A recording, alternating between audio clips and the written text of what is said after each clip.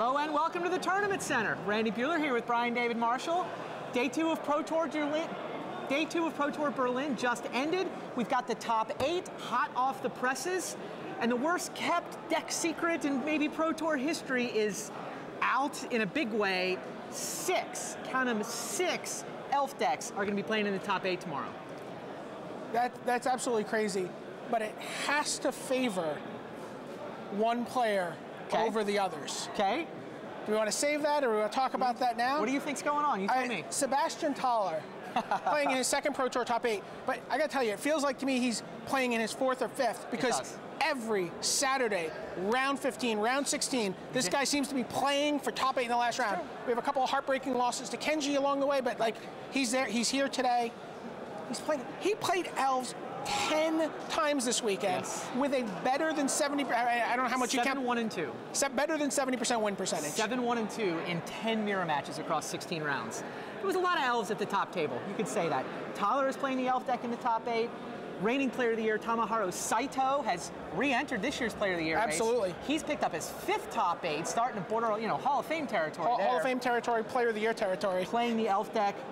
Martin Juza from the Czech Republic. This guy has been on a tear this year. He starts Hollywood 7-1. He starts KL 7-0. Wow. He's been putting up money finish. This is the 3rd Pro Tour of the year. Now he's finally got that first top 8. Rich Hagon called that on Thursday. Yeah, doff of the virtual hat to Rich on that. He called that on Thursday. That was great. So Juza's playing the elf deck. Jan Doisa, or is it Dwaz, I guess? Dwaz. From Belgium is playing the elf deck. Matej Zlatka of the Slovak Republic, I think a buddy of Juza's, is playing the elf deck. And another nice name snuck in 8th place, Luis Scott Vargas, American. There was a lot of drama at the end of the tournament. It was pretty interesting, right? Because Oberg. So Oberg. Explain this. Kenny Oberg, this is the guy 8-0'd yesterday with the Tezzeret deck, right? He's playing the Tezzerator. Looked a lot like one of those stories where the guy's going to go 8-0 and then like 3-5 because people start to figure his deck out. No. 6-2. First place. He's actually on top of the Swiss going in tomorrow with the Tezzerator. So he comes to the last round. He's already clinched top 8. He's in. But buddy of his, Johan Sadijpour, has an outside shot to win and get in on tiebreakers. Right. So Oberg plays Dreamwrecker. He gets paired against Andreas Mueller in the last round. The German player's like, please scoop me into the top 8. Can't do it. Can I have a draw for maybe top 8?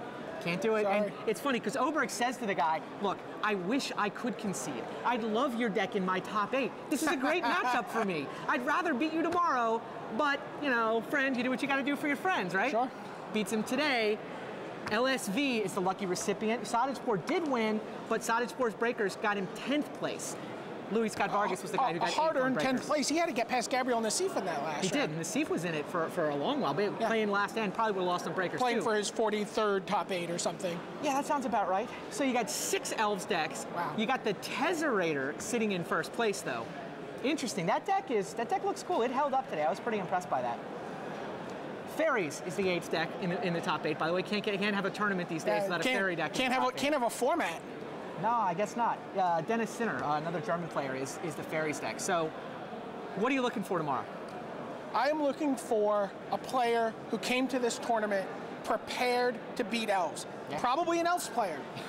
Prepared to beat elves. Sure. Has the best plan in the sideboard, has the best knowledge of the mirror match, knows the critical junctures at which to pounce. Who do you think that is?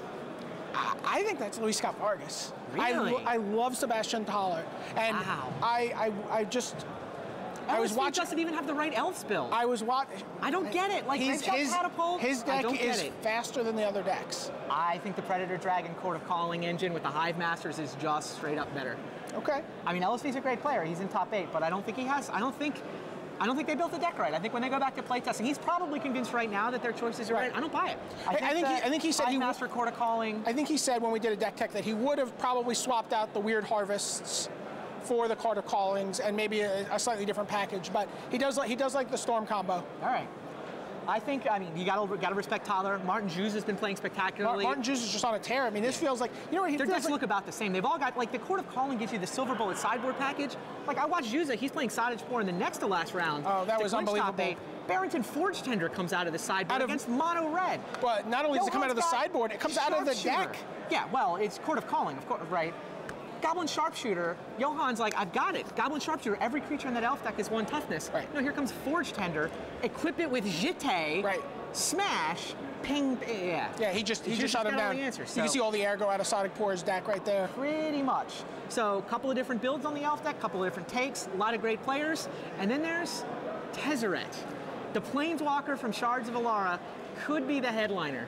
Absolutely could be. It's- That deck, it was just fun to watch. It's powerful, it's good, and Kenny Oberg's really, he's just doing stuff with the deck. Nobody understands how to play against him yet. And it's a deck that can beat elves. It is a deck that can beat elves. We've watched him Wouldn't be in systematically. the top 8 if he could. Watched him systematically pick off elves with recursive engineered explosives, pithing needles in the right place, Fire spouts out of the sideboard. fire spouts out of the sideboard, pyrite spellbomb every turn. Yeah. Just kill that elf, kill that elf, kill that elf, and even Vidalcan Shackles to take everything back. And he also has Ensnaring Bridge. Yeah. Gonna be So- a fun one.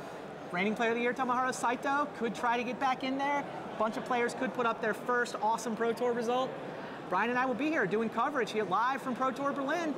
Tune in, watch, find out how history's gonna be written. Wake up early, New York.